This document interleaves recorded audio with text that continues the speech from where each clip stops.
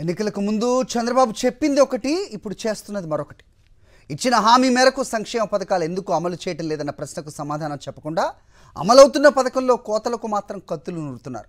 వృద్ధులు, దివ్యాంగులు కన్నా కనికరం కూడా లేకుండా పెన్షన్లు ఎగ్గొట్టడానికి దారులు వెతుకుతున్నారు.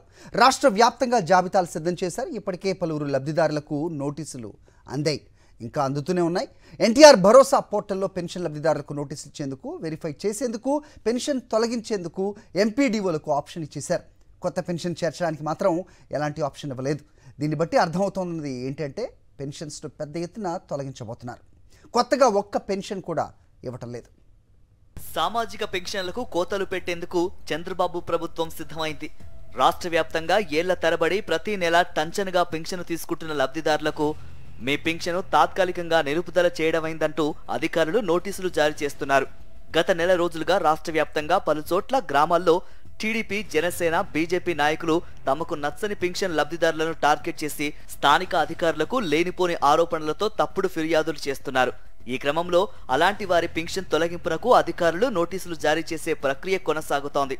ఈ క్రమంలో రాష్ట్ర వ్యాప్తంగా అనర్హులుగా గుర్తించిన వారి పేర్లను ప్రభుత్వ అధికారిక సామాజిక పెన్షన్ల ఆన్లైన్ పోర్టల్ నుంచి తొలగించే వెసులుబాటును ఆయా మండల ఎంపీడీఓలు, మున్సిపల్ కమిషనర్లకు తాజాగా అందుబాటులోకి తీసుకువచ్చింది.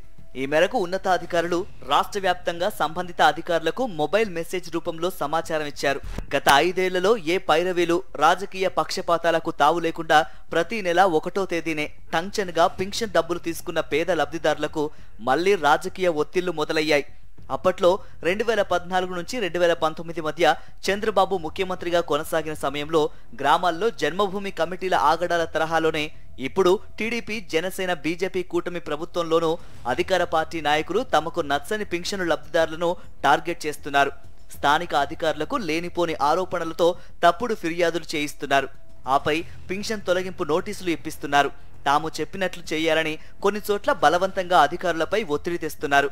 పేద లబ్ధిదారులు తాము పెన్షన్ పొందేందుకు అర్హులమని నిరూపించుకోవడానికి వీలు లేకుండా నోటీసులో అసాధ్యమైన గడువు విధిస్తున్నారు. దివ్యాంగులు తమ శరీర వైకల్యాలను ప్రభుత్వ వైద్యులతో పరీక్షలు చేయించుకుని తాను దివ్యాంగుడిగా నిరూపించుకునే సర్టిఫికెట్లు పొందడానికి, సదరంలో పేర్లు నమోదు చేసుకోవడానికి ప్రభుత్వం ప్రతి 3 నెలలకొకసారి స్లాట్లు విడుదల చేస్తూ అవకాశం ఇస్తుంది. స్లాట్లు విడుదలైన 3 రోజుల్లోనే 90 రోజులకు సరిపడా పేర్లు నమోదు పూర్తవుతోంది.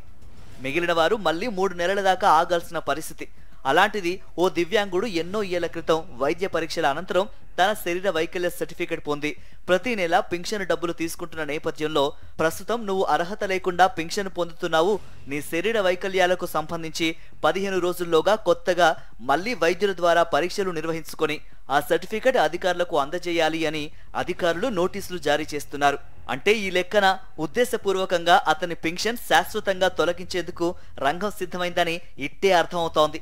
వృద్ధాప్య పెన్షన్ను పొందే లబ్ధిదారులకు ఇచ్చే నోటీసుల్లో కేవలం 3 రోజుల గడువు మాత్రమే ఇచ్చి ఆయా లబ్ధిదారుల ఆధార్లో మొదటి నుంచి జరిగిన మార్పులు, చేర్పుల వివరాలతో కూడిన ధృవీకరణ పత్రాలు అందజేయాలని నోటీసులు ఇస్తున్నారు.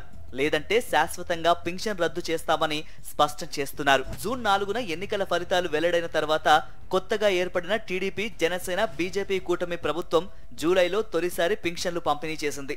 పేరుకు గ్రామ వార్డు సచివాలయాల ఉద్యోగుల ఆధ్వర్యంలోనే ఈ కార్యక్రమం కొనసాగిన ప్రతి చోట పంపిణీ మొత్తం అధికార పార్టీ నాయకుల ఆధ్వర్యంలోనే జరిగింది.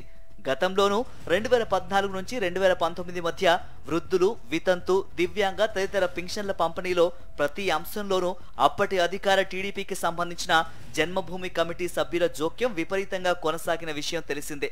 2019 తర్వాత వైఎస్ఆర్సీపీ ప్రభుత్వంలో పెన్షన్ల మంజూరు మొదలు పంపిణీలో ఎక్కడా ఏ రాజకీయ పార్టీ నాయకుడి జోక్యం లేకుండా రాజకీయ పార్టీలకు అతీతంగా అర్హులందరికీ సంతృప్త స్థాయిలో పథకం అమలు చేసేవారు. గత 5 ఏళ్ల పరిస్థితికి పూర్తి భిన్నంగా జూలై, ఆగస్టు నెలల్లో జరిగిన పెన్షన్ల పంపిణీలో గ్రామ వార్డు సచివాలయాల ఉద్యోగుల వెంట ఆ ప్రాంతంలోని స్థానిక అధికార పార్టీ నాయకులు లబ్ధిదారులకు పెన్షన్లు పంపిణీ చేస్తూ ఫోటోలు కూడా దిగారు.